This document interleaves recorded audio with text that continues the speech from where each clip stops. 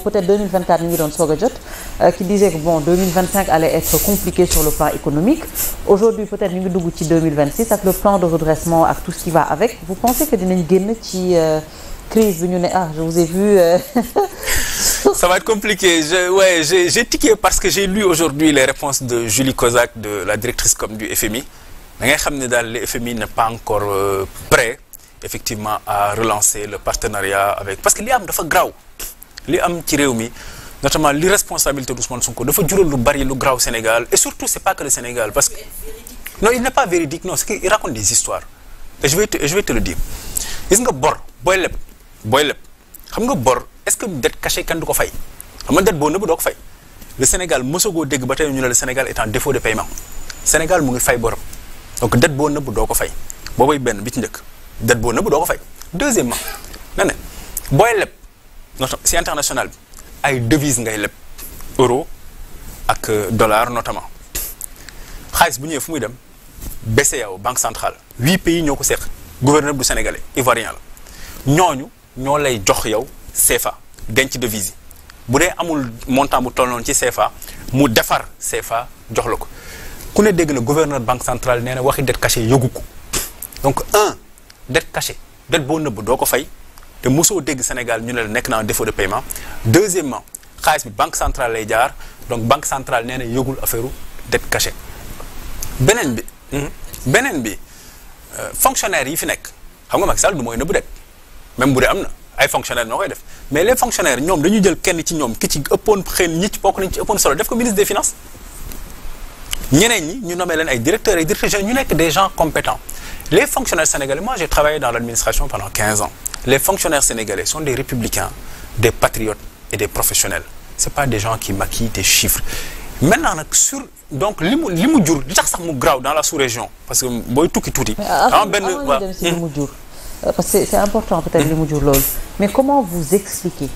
que le chef du gouvernement toog ak gouvernement am une question aussi importante et aussi sensible toog wax ni que Sénégal dafa am dette cachée on a maquillé les chiffres vous dites que peut-être loolu. Il raconte des histoires oui bien sûr. mais comment vous l'expliquez Amidou. Ousmane Sonko nee na gis na compte bu am 1000 milliards c'est la même personne qui l'a dit elle n'apportera jamais les preuves de ces affirmations Ousmane Sonko a dit récemment que les magistrats de la Cour suprême sont corrompus c'est faux. Donc quelqu'un il a des informations que vous n'avez pas Amidou. Donc vous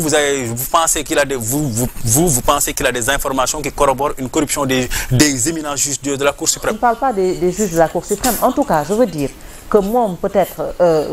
on ne comprend pas pourquoi mu war a ñëw taxaw ak niveau d'information bi mu am ak ñi nekk ci wetam ñëw taxaw wax loo xamante ne amul. Comment vous le jusqu'à présent cette dette cachée cette soi-disant dette cachée n'a jamais été confirmée le FMI attend toujours les preuves. Le rapport de la Cour des comptes, tout le monde l'a lu. Le FMI avait dit que le rapport était incomplet. C'est le FMI qui l'a dit, c'est pas moi qui le dis. Le FMI leur avait demandé des preuves qu'ils sont toujours incapables jusqu'à présent de montrer. Une dette qu'on cache, on ne la paye pas. Et le Sénégal n'est pas en défaut de paiement. Une dette, quand on la contracte, elle passe par la Banque centrale. La Banque centrale dit qu'elle n'est pas au courant, par la voix de son gouverneur, de dettes cachées. Et troisièmement, le gouvernement du Sénégal n'arrive toujours pas à nous prouver qu'on a caché la dette. Quatrièmement, les personnes qui étaient supposées cacher la dette sont toujours toutes en fonction. L'un d'ailleurs est ministre des Finances et du Budget du Sénégal. te man ñooñu laa gën a wóolu ko Ousmane Sonko ñooñu musuma wax lu dëgg. Les conséquences sont dramatiques. Les conséquences d'abord automatiquement on a abaissé la note du Sénégal par l'agence Moody's puis l'agence S&P. loolu mooy septembre ñu toogaat ba mu yàgg bi rapport bi génnee en février je crois le 12 février S&P a encore abaissé la note du Sénégal de même que Moody's récemment la banque Barclays bi mu génnee benn note on a encore abaissé la note du Sénégal te abaissé la note du Sénégal xëy na pour ñu expliquer ko nit ñi mooy bu ñu abaissé sa note mooy yow wóoratoo mën nañ la lebal mais bu ñu lay lebal intérêt yi dafay yokk beneen bi le FMI a suspendu son programme parce que lii c'est aussi quelque part bu dee dafa confirmé wu te du confirmé wu c'est quelque part aussi une forme de discrédit du FMI parce que danaan man kat ñii nuñ ma mën a naxee et cetera te foofu laa doon ñëw sànq au plan même dans la sous-région dafa am ministère des finances yu bari yu nekk sous-région bi dañu mere premier ministre bi ci li mu wax parce que day tax effectivement FMI finalement ñoom même les facilités de paiement yi ñu am avec les opérations de trésorerie xëy na mu gën a difficile ci ñoom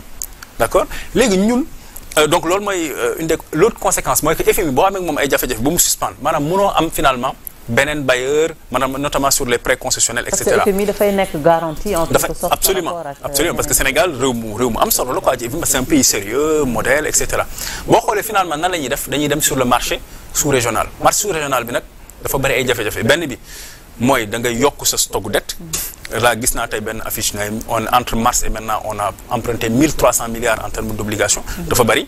donc da ngay yokk sa stock. en même temps taux yi dafay cher et enfin da ngay créer ce qu'on appelle effet d'éviction maanaam marché bi yeneen banques yi ak yenn structures yi ñoom bu dee dañ fa dem di leb état leb ñooñu état la ñuy lebal parce que état moo gën a wóor moo gën a mën a fay donc da ngay créer effet d'éviction ñooñu da nga leen di xañ quelque part accès au marché mais mu nekk ay conséquences économiques yu maintenant nag ça c'est macro conséquences économiques yu doy waar ci réew mi parce que finalement gouvernement bi investirul ci 11 milliards la investir depuis ci année 2025 muy la ndaw lool gouvernement bu investirul ñi doon am ce qu'on appelle marché état finalement dootuñu ko am bourse sécurité familiale yi bi ñu ñëwee ba tey fayuñu ko alors que c'est quand même 350 000 familles muy lu doy waar notamment pour le monde rural gouvernement bi finalement mënatul appuyer la dette intérieure donc entreprise dañ leen di xoj nga yokk ci nag di attaquer chef d'entreprise notamment la presse sur des questions fiscales ñii nga tëj seen i compte homme d'affaires yi ñii ñu jàppale ñii ñu leen di xokkatal et cetera mu nekk daal une situation économique très compliquée boo liree les rapports d'exécution et tout très compliqué dans la sous-région aussi ñu nekk dans une zone poudrière bu compliquée et puis nag ce qu'on appelle le risque pays bu Sénégal abaissé wu parce que dañuy jàpp ne kat waaw réew mi autorité bi nee na dañuy maquiller seen chiffre donc le risque pays dafay abaissé wu ba finalement bu ñuy leb dañuy leb lu gën a cher maintenant concrètement nga boole ko aussi ak ay beaucoup de pertes d'emploi votre confrère ki yoroon lamb suñu lamb ak stade moo njëkk a tëj aujourd'hui y a beaucoup de médias yuy tëj ñu tamit attaqué leen beaucoup de médias tey jii ñu ngi def ay plans sociaux am na groupe yu mag du ma leen tudd mais yoo xam ne jàppoon nañ am nañ doole mais malheureusement ñu ngi leen ay jafe-jafe ba ñu ngi def ay plans sociaux léegi ñi ci nekkoon di jaay journaux ñi ci nekkoon nekk ay livreurs et cetera dañuy gën a sonn enfin ñu jël 30 814 personnes ci administration bi ñu dàq leen loolu chiffre bi rassemblement des travailleurs du Sénégal moom moo ko joxee te nit ki boo ko dàqee bon mënatul dundal njabootam ak ñëpp ñi nga xam ne dañu wekk woon ci moom mu loolu lépp daal nekk dans une situation économique très très difficile boo xam ne ñaan naa yàlla ñu génn ci bientôt mais très sincèrement même en 2026 aw ma ci yaakaar non aw ma ci yaakaar non.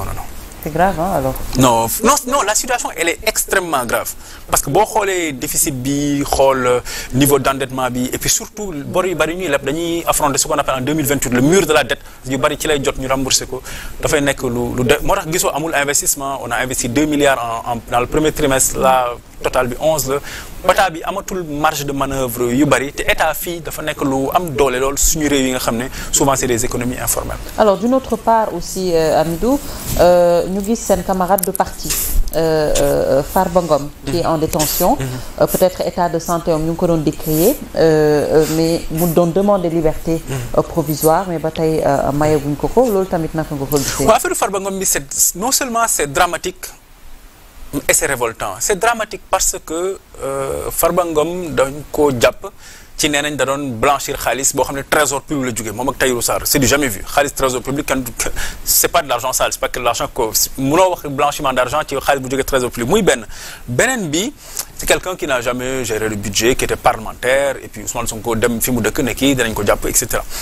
beneen bi mooy mu am un rapport d'expertise bu juge bi laaj benn médecin juge bi wax ne dafa am ay pathologie juge bi ci boppam laajaat beneen expertise bi yoon nekkul benn médecin mais pool de médecins la ñooñu confirmer les mêmes pathologies ba yokk ci sax risque d'apnée du sommeil apnée du sommeil boo koy dégg mooy nit koo xam ne mën na tëdd di nelaw malheureusement du yeewu donc mu nekk quand même pathologie yu graaw et puis même li ma gën a révolté sax mooy temps bi ñu jël pour génnee ko parce que am na ay 2 semaines peut-être entre bi rapport bi ñëwee ci juge bi ak bi ñu ko rendre avocat yi moom mu nekk loo xam ne pour man c'est pas bien c'est pas des choses à faire loolu c'est pas bien c'est juste pas bien lu bon moom bon baaxul bon finalement et pour moi le droit le plus sacré dans un pays dans une démocratie dans une république c'est le droit à la vie le droit de rendre compte le droit de rendre gorge le droit de sortir de rentrer mais yooyu yëpp ay droit la mais le droit fondamental mooy le droit à la vie te bu dee am na pathologie yu mel noonu jàpp nañ ne li gënoon lii sax pas li gën a rafet au-delà di gën a rafet mooy li yoon santaane mooy que effectivement ñu génnee ko surtout que il a toutes les garanties de représentation Farba Ngom sénégalais la fii la dëkk